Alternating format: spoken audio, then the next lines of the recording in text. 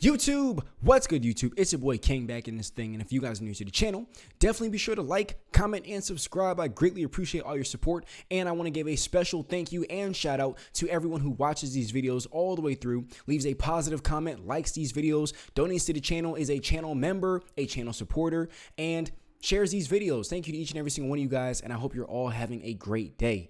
Okay, you see by the title what's going on. You see that we're here to get into it. I will be giving my own thoughts and commentary throughout the video a little bit, and more so at the end of the video, so definitely stay tuned for that. And you see that the Dems are panicking, man. You see their all their attempts. It's really hard to watch. It's really just disgusting. And then on top of that, one of the most mind-boggling things to me is the fact that why are you fighting so hard to keep the state of this country in turmoil? Comment down below what you guys think. Let's get into the video. Let's bring in House Speaker Mike Johnson. He joins us right now with reaction. Mr. Speaker, good morning to you. Good morning. Hey, good morning. We were just talking about how ever since the verdict, a lot of money has been coming into the Trump campaign. And I was just reading in Punchbowl that the National Republican Congressional Committee, you guys raised $300,000 last night, which eclipses only the day you were elected speaker, and you raised $175,000. So obviously, angry voters are motivated voters. They are, and there's good reason to be motivated, of course. I mean, this entire thing is absurd. I'm a lawyer. I was a litigator for 20 years. I was in court with President Trump a few weeks ago to see this for myself. What happened there was outrageous. And you're right, the American people see it. This is a purely political exercise, not a legal one. And everybody knows that. They know intuitively that it's wrong, and the people are outraged. I'm in one of those swing states today. I'm in Ohio and Michigan today. I'll be in Illinois tomorrow. By the end of this week, we'll have been in 115 cities in 29 states. And I'm telling you guys, something is happening out there. People see what is going on. They see that the Democrats are so desperate because President Trump is crushing Joe Biden in the polls. They see the Democrat Party and the left so desperate to stop him that they'll risk the destruction of our entire legal system to do it. And the country. That is not hyperbole. That's what's going on here. We broke records on our fundraising platforms last night. We'll continue to do that. We even set up a new website. Go to supportdjt.com, because that's how us in Congress, members in Congress, are going to help stand with him and defend this and make sure the right verdict is rendered November 5th. That's the American people's verdict. So, Mr. Speaker, if I could get you to put your legal hat back on, not as Speaker, but how does this play out? I mean, you got the former president. He's going to appeal this.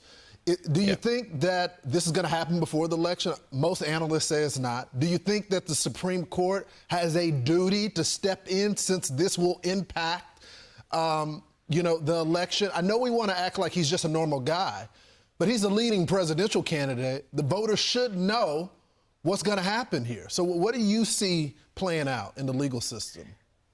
Well, there's a lot of developments yet to come, but I do believe the Supreme Court should step in. Obviously, this is totally unprecedented, and it's dangerous to our system. I mean, we've all discussed this before, and you all talk about it all the time. This is diminishing the American people's faith in our system of justice itself.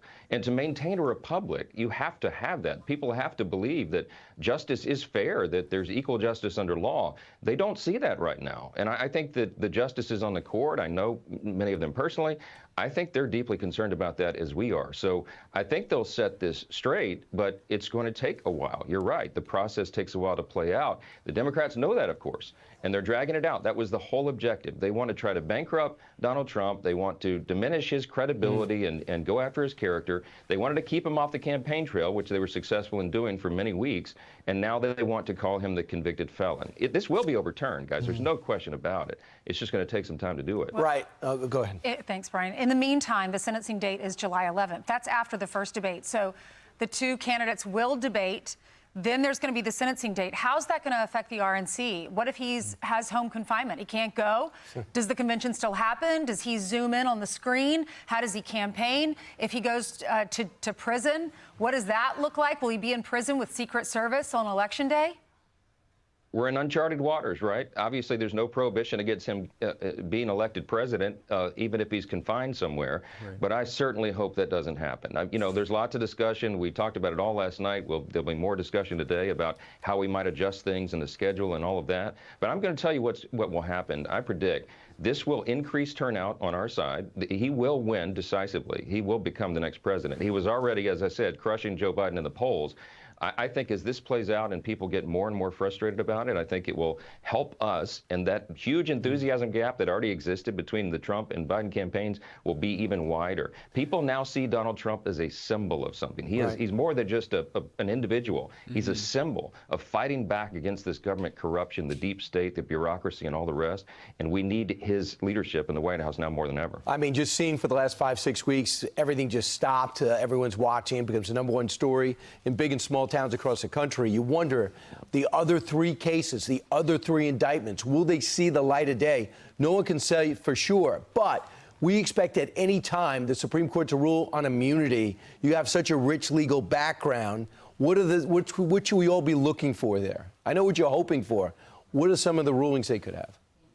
Well, look, I do believe that the court needs to address that clearly. We have to set a standard here. There's a really important principle of immunity for a commander-in-chief. I mean, that's always been part of our legal tradition, and it makes good sense. You can't have somebody sitting in the Oval Office worried about some rogue prosecutor somewhere, some Soros-funded DA or some lawyer that's going to come after them for their decisions. And so that principle needs to be made concrete and needs to be expanded. I think this court will do the right thing because they see the abuse of the system right now. And that's the greatest peril here of all at the end of the day. This transcends even Donald Trump. It's about whether or not the people believe in our institutions, our system of justice. There's nothing larger than that in our system. Right. And we were talking to Mark Penn, the very famous pollster, a little while ago, Mr. Speaker, about how this is going to boomerang on the Democrats. But nonetheless, even though it looks like it's going to boomerang and come back to haunt them, you know, every day, every minute they can, the campaign is going to refer to him as Donald Trump, convicted felon, right up until you know, it's overturned on appeal, if it is. Yeah, and they'll still say that after the appeal, I'm sure. That's what was the whole objective of this thing. But I'm telling you that the people see right through it. I've been all across the country, north, south, east, west. Doesn't matter whether I'm in a blue state or a red state. People are disgusted by this. They see exactly what's happening. Old charges, a tainted judge. I mean, think of it. In the last couple of weeks, they've been apoplectic. They want Justice Alito to be recused from, you know, future cases and proceedings because his wife flew a flag at their house. This judge on this case in Manhattan was an open Biden supporter, an open, you know, activist, a political activist, and no one cared about that. So the double standard is clear. Everybody sees it.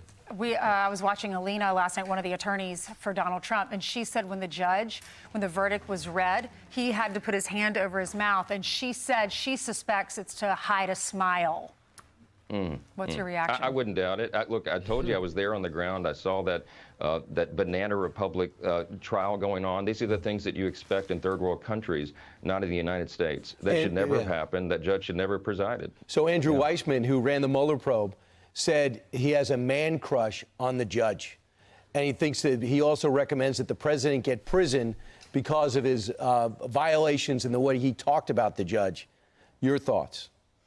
It's incredible. The gag order, all of it was, in my view, an unconstitutional restriction on his free speech. I mean, he's the nominee, the Republican nominee, one of the major political parties in the country, running for president. You cannot do to him what they did. It shouldn't have been allowed. None of this should have gone forward, and I think the people see that. They see right through it. Can I ask one more question? Sorry, you go ahead. No, I've asked 2 already. No, go ahead. I just want to know from a faith perspective, Speaker Johnson, what can you tell our country who's disappointed in this ruling and worried about the future?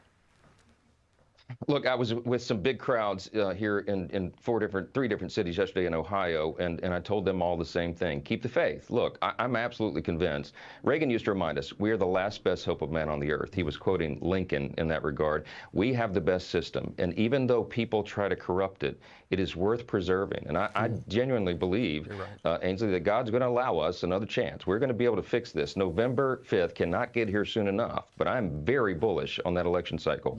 I think the people people are going to return us to common sense by putting us back in authority. We'll finally find out if God's a Democrat or Republican. This is true. So wrong. I heard independent. So wrong. We'll then find out. We still have a I don't process. think he cares put in- about the party, but he does care about the principle. That's He does care exactly about the right. principle. Mr. Speaker, thanks so much for joining us. I'm Steve.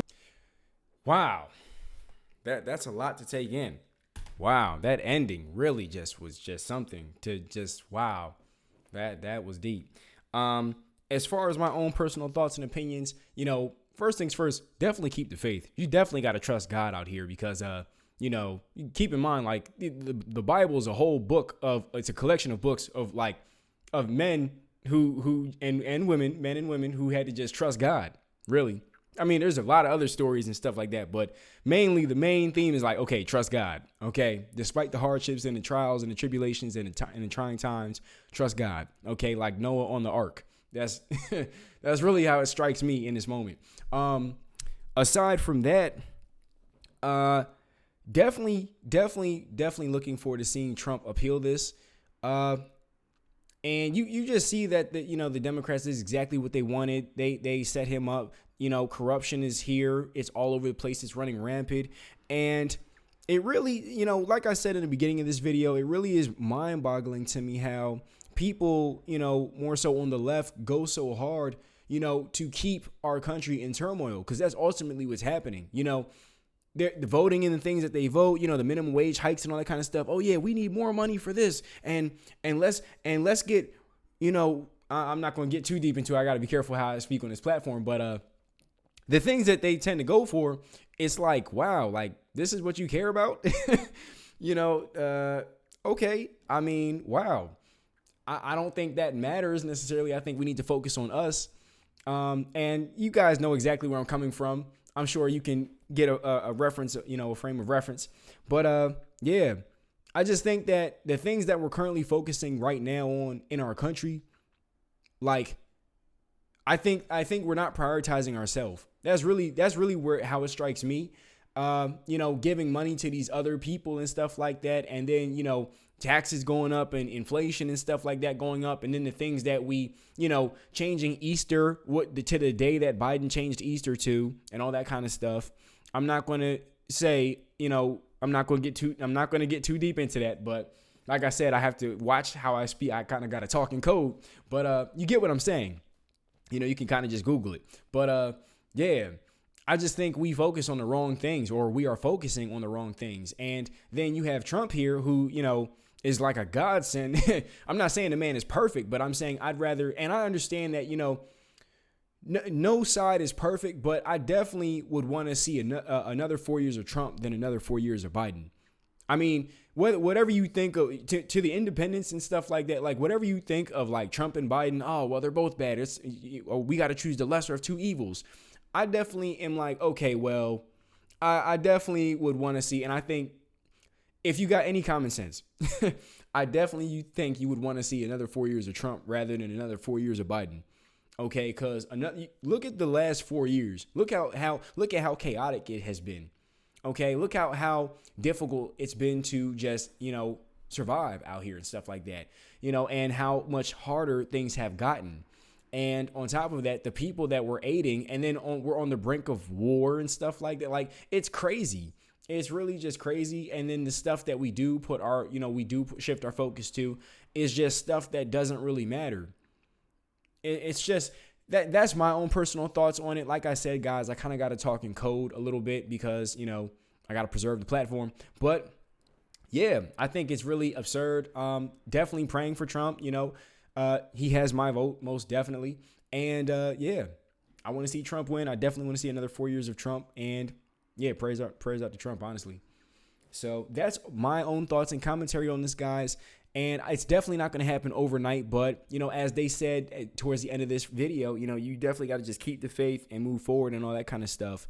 And that's all we really can do, as well as supporting him. And also, I wanted to make a quick correction on my last video. At the time of that recording, my video before this one, I said it was like amazing to me that they raised like 30.2 million. I think right now it's like, at the time of this recording, if I'm not mistaken, it's like 54.8 million, which is just amazing.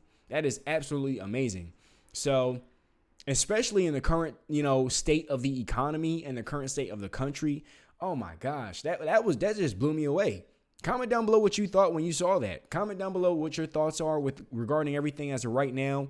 And yeah, definitely, everyone's entitled to their own opinions, of course, but I definitely like seeing what everyone has to think about this kind of stuff. So that's all for this video, you guys. I appreciate each and every single one of you guys who watched this all the way through. Thank you. Thank you. Thank you. Thank you to everyone who liked this video, shares these videos, leaves a positive comment.